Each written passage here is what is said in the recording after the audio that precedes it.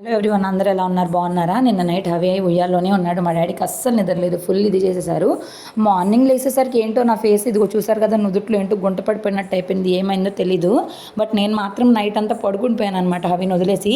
ఇక ఈ పిల్లలు మార్నింగ్ 5:30కే లెగుస్తారు. ఇంకా లేచి ఏం చేస్తారో తెలీదు. ఒక యుద్ధానికి రెడీ అయినట్టు రెడీ అవుతారు.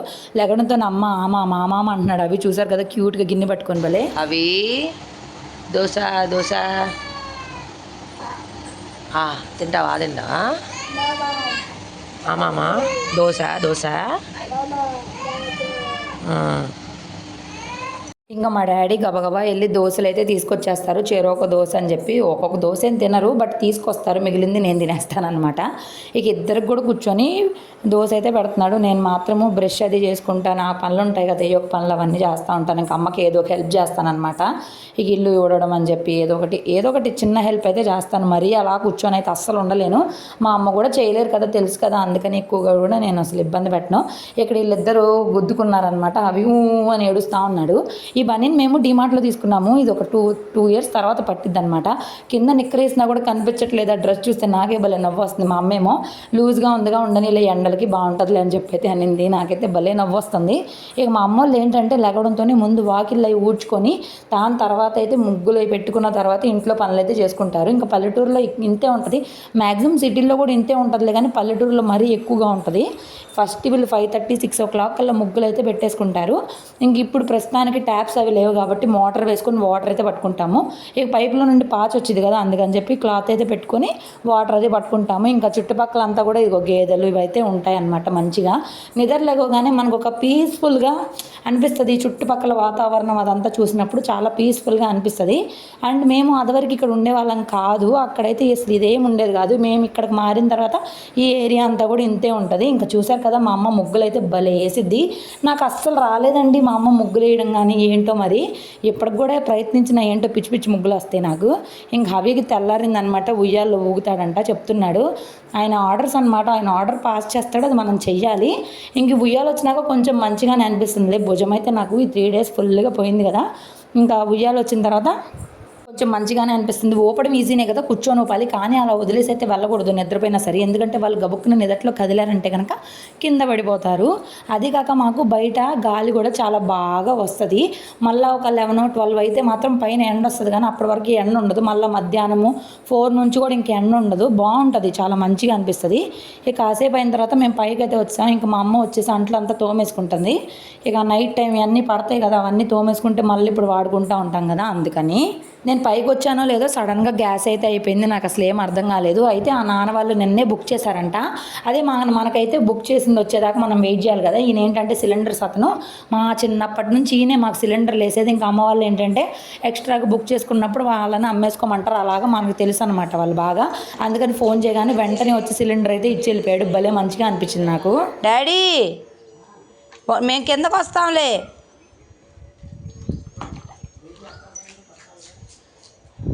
అవి తక్కువ నీళ్ళు కదా, ఇవి అంటే పెద్ద బకెట్. అవి ఓయ్ ఇటు చూడు. భయం లేదు నీకు, భయం లేదు నీకు.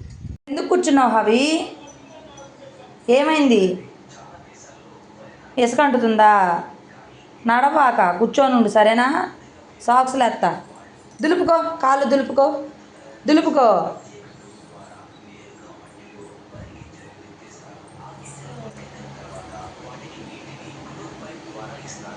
ఇంకా పైన నీళ్ళైతే పోసేసాను. ఇంకా తినేసిన తర్వాత బాగా క్రాంకీగా ఉన్నాడు అని చెప్పి మా అమ్మ నీళ్ళు పెట్టేసింది. ఇంకా ఏంటంటే పైకి వాటర్ కింద నుంచే తీసుకెళ్ళాలి. ఎందుకులే మళ్ళీ ఒక బకెట్ నీళ్ళు తెచ్చుకోవాలి కదా అంటే వద్దులే పర్లేదు అని చెప్పి మా డాడీ పైకి తీసుకొచ్చేసారు. కింద ఏంటంటే ఇసుకగా ఉంటుంది కదా, దానివల్ల అవి అస్సలు ఇష్టపడట్లేదు అనమాట. అది చాలా ఇబ్బంది అయిపోతుంది నాకు. ఇక అంతలోపు మా కుమారమ్మ వచ్చిందనమాట మా కోసం అని చెప్పేసి. వస్తా ఫ్రూట్స్, స్వీట్, హాట్ చాలానే తీసుకొని వచ్చింది. ఇంకా అవన్నీ కూడా ఇంకా పిల్లలకి యాపిల్స్ అవి కట్ చేసి ఇచ్చాను. దానిమ్మ పప్పులు కూడా ఒలిచిపెట్టాను. తిన్నారు. ఇంకా సజ్జబూరలు తట్టేసుకొని వచ్చింది. ఇంకా దగ్గర అయితే ఇదిగోండి ఇన్ని రకాలు తీసుకున్నాం. తీపి బోండాలు, సజ్జబూర్లు, తీపి హల్వా, స్వీట్ హల్వా అని చాలా రకాలు ఉంటాయి అన్నమాట. అవన్నీ అయితే తీసుకున్నాము. ఇవి మనకి దొరకవు అనమాట మా ఏరియాలో, అంటే ఎక్కడ దొరుకుతాయో తెలియదు. ఇదంటే ఇప్పుడు మన ఇంటి దగ్గరికి వచ్చేసింది కదా, చాలా ఇష్టం నాకు ఇవన్నీ కూడా. అలా అని చెప్పి నేను రోజు తిననండి, నేను ఎప్పుడైనా వచ్చినప్పుడు మాత్రమే తింటాను. ఒకవేళ నేను ఇక్కడ కంటిన్యూస్గా ఉన్నా కూడా ఒక వారంలో ఒక్కసారి తినడానికి ఇష్టపడతాను, కానీ రోజు తినాలంటే నాకు కూడా చాలా చిరాగ్గా అనిపిస్తుంది. ఎందుకంటే బయట ఫుడ్ నాకు అంత ఇంట్రెస్ట్ ఉండదు కాబట్టి. బట్ ఎప్పుడైనా తిన్నప్పుడు మాత్రం ఫుల్ ఫ్లెడ్జ్డ్గా తినాలని అయితే అనుకుంటాను. ఈరోజు మాత్రం ఎండ కూడా ఫుల్గా ఉంది బాగా. ఈ 3 days నుంచి ఎండ లేదు, కానీ ఈరోజు బాగా ఎండగా ఉంది. ఇంకా అమ్మ ఈరోజు సాటర్డే అవడం వల్ల పప్పుచారు అయితే పెట్టేసింది. పప్పుచారు, అన్నము, అలాగే వడియాలు కూడా వేపారు. వడియాలు అయితే పెట్టింది అమ్మ, చాలా రకాల వడియాలు పెట్టింది. ఇంక ఇక్కడ హైలైట్ ఏంటంటే అవి కోసం మనం ఉయ్యాలేసాం కదా, ఉయ్యాలైతే చిరిగిపోయింది. అది పాత చీర అంట, అందుకని చెప్పి చిరిగిపోయిందేమో అని అమ్మ ఇంకేం అనలేదు. మళ్ళీ ఇంకొక చీర అయితే తీసుకొని వచ్చారు, ఇది కట్టండి అని చెప్పేసి. అప్పుడే మా డాడీకి డ్యూటీ టైం అయిందనమాట. బా కరెక్ట్గా మా డాడీకి డ్యూటీకి రెడీ అయిపోయినాక చీర చిరిగిపోయింది అనమాట. ఉయ్యాలేగానే టపటపా అంటుంది. ఏంటా అని చూస్తే చిరిగిపోతుంది. కరెక్ట్గా అవి పడుకున్న దగ్గర గబగబా తీసేసాను. తీసేగానే ఆ చీర అయితే తీసి పక్కన పెట్టేశారు. అమ్మ మళ్ళీ ఇంకొక చీర ఇచ్చింది. ఈ చీర ఎన్ని రోజులు ఉండిద్దో ఏంటో తెలీదు. కరెక్ట్గా 24 hours కూడా అవ్వలేదు, అంతలోపే మళ్ళీ ఎలాగైతే అయ్యింది. ఇక మళ్ళీ అవినైతే తీసుకొని వచ్చి మళ్ళీ ఉయ్యాలు అయితే వేస్తున్నాము. అయితే ఉయ్యాలకు కూడా కొత్తగా ఉంటుంది అనమాట. ఇది మళ్ళీ కొత్తగా ఉంది కదా, దీనిలో వద్దంట. పాత చీర ఏదైతే ఉందో దానిలోనే ఊగుతానని ఏడుస్తున్నాడు. అసలు ఈ రీజనే ఉండట్లేదు, ఎందుకు ఏడుస్తున్నాడో నిజంగా అర్థం కావట్లేదు. పాపం మనం ఇలా అనుకుంటున్నాం, కానీ బాబుకి లోపల ఏమవుతుందో తెలియదు. ఏంటి లేకపోతే కొత్త ప్లేస్ అనో, లేకపోతే కొత్త మనుషులు, లేకపోతే కొత్త వాతావరణం ఏదో ఉంది, ఎందుకు చిరాకు పడుతున్నాడు. తిరుపతి వెళ్ళిన తర్వాత అయినా సెట్ అవుతాడా లేదా అనేది చూడాలి. ఇంక ఈ భవి ఏమో ఎక్కడనమాట, ఆయనకి ఏం ఉయ్యాలి ఇష్టం లేదు. ఆ పిల్లోడు ఆడుకొని ఆ పిల్లోడే పడుకుంటాడు. హవి అలా కాదు, హవికి ప్యాంపరింగ్ చాలా చెయ్యాలి. బట్ ఒక్కొక్క పిల్లలు ఒక్కొక్కలా ఉంటారు, ఒకరితో ఒకరిని కంపారిజన్ చేసుకోవాల్సిన అవసరం లేదు. వాళ్ళు ఇలా ఉన్నారు కాబట్టి నువ్వు ఇలాగే ఉండాలని చెప్పి మనం కూడా అనుకోకూడదు. ఒక్కొక్కరు ఒక్కొక్కలా ఉంటారు, అంతే. ఇంక ఇక్కడ చూడండి, మేము కావాలని చెప్పి మళ్ళీ భవీని అయితే వేసాము. భవీని వేస్తే మళ్ళీ హవి ఎక్కుతాడని చెప్పేసి ఆయన ఏంటంటే ఉండడంట, ఆయన దిగిపోతాడంట, ఆయన ఆడుకోవాలంట. ఇక ఇప్పుడు భవి ఎక్కాడు కదా, ఇప్పుడు ఖచ్చితంగా హవి ఎక్కుతాడు. కాంపిటీషన్ అనమాట ఆయనకి. ఏంటంటే అలా చూడాలి. చూడు ఇప్పుడు యాక్షన్ చేస్తున్నాడు అని మన అమ్మమ్మని.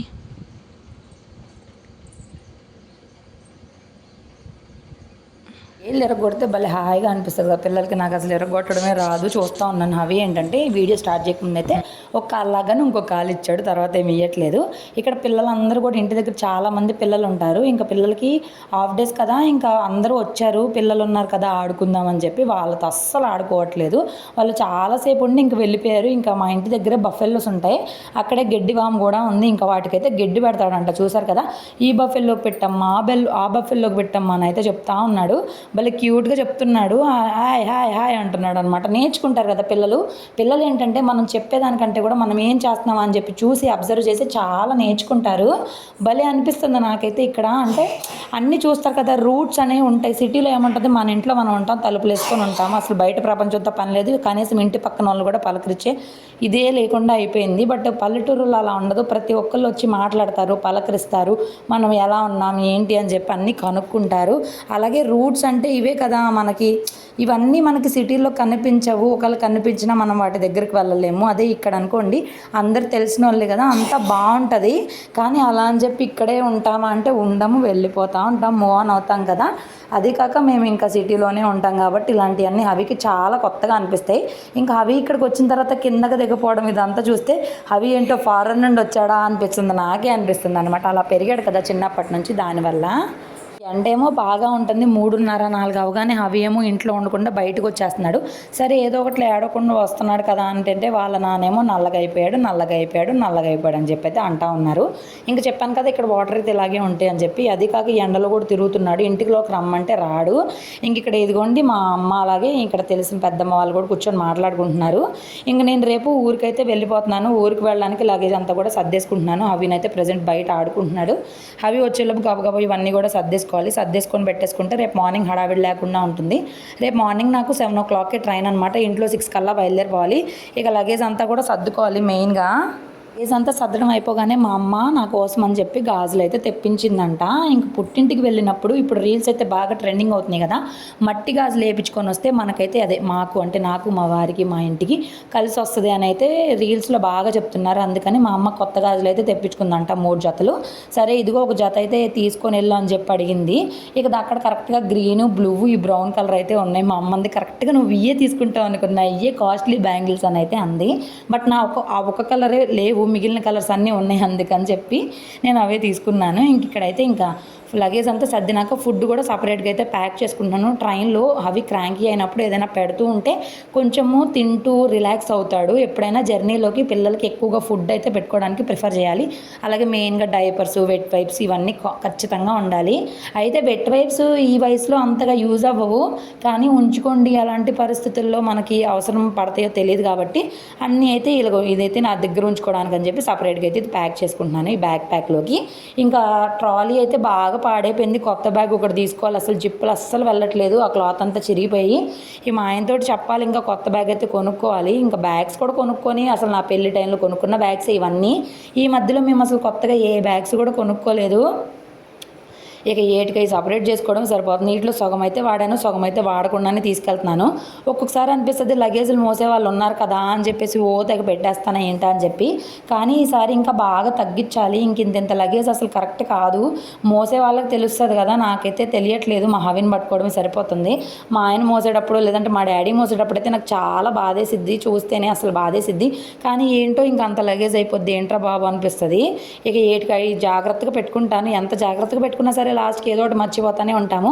మ్యాక్సిమం మర్చిపోకుండా పెట్టుకోవడానికి ట్రై చేస్తూ ఉంటాను. ఇంకా రేపు మార్నింగ్ మేము వేసుకోవడానికి బట్టలు, ఇంకా ఇప్పుడు నైట్ టైము అవికి స్నానం అది చేపిస్తాను కదా, ఇంకా కొన్ని మెడిసిన్స్ అవన్నీ మాత్రం బయటే ఉంచుకుంటాను. ఇంకా నాన్న మేము వెళ్తున్నాం కదా అని చెప్పేసి పిస్తా ప్యాకెట్ కూడా తీసుకొని వచ్చారు. అవి పిస్తాలు బాగా ఇంట్రెస్ట్గా తింటున్నాడని చెప్పేసి. ఆల్రెడీ నాన్న మేము రాగానే పిస్తాల ప్యాకెట్ తీసుకొస్తే అది అయిపోయింది, కొంచెం ఉన్నాయి.